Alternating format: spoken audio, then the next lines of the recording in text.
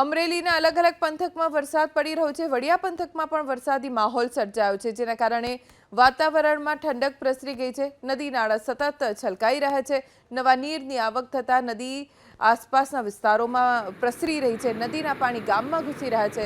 વડિયા પંથકમાં પણ ધોધમાર વરસાદ છે। અર્જનસુખ, તોરી, રામપુરમાં ધોધમાર વરસાદ વરસવાના કારણે નીચાણવાળા રસ્તાઓ પાણી થઈ ગયા, તો તેની આસપાસના અન્ય ગ્રામ્ય વિસ્તારોમાં પણ ખૂબ વરસાદ વરસ્યો।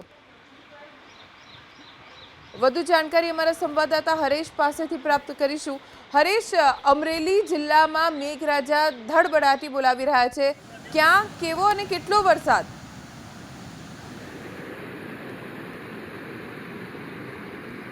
શહેર અને અમરેલીના તાલુકાની વાત કરીએ તો નાના ભંડારિયા, વડેરા સહિત ગામોમાં ધોધમાર વરસાદ પડ્યો છે। નાના ભંડારિયા અને વડેરા ગામની સ્થાનિક નદીમાં ઘોડાપૂર આવ્યા છે। મોડી રાતથી વરસાદી માહોલ છવાયો છે। ધીમી ધારે મોડી રાતથી વરસાદ શરૂ હતો।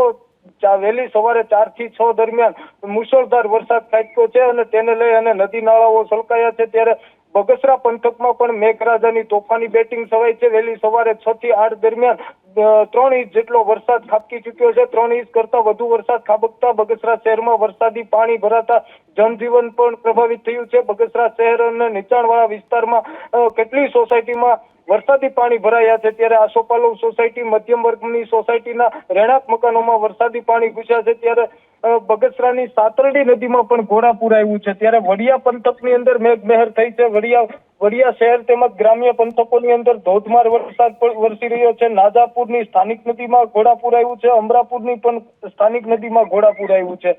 ત્યારે વડિયાના અર્જનસુખ, તોરી, રામપુર, ખડખડ, નાજાપુર સહિતના જે ગામો છે ત્યાં પણ મોડી રાતથી વરસાદનું આગમન થયું છે અને ધીમી ધારે વરસાદ તો ક્યાંક ધોધમાર વરસાદ।